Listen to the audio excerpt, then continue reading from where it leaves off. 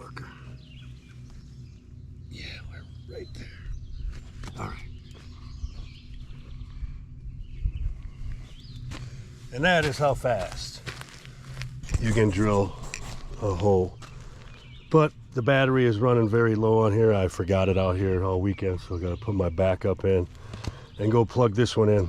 But this next battery should hit. I did every one of these holes with the battery that's on there. So it does last a long time and it does a great job. Best investment I've made for this business is that thing for digging holes. It has paid for itself over and over and over again already, and I've only had it for a year and a half, or close to 2 years. But anyway, that's that. See you.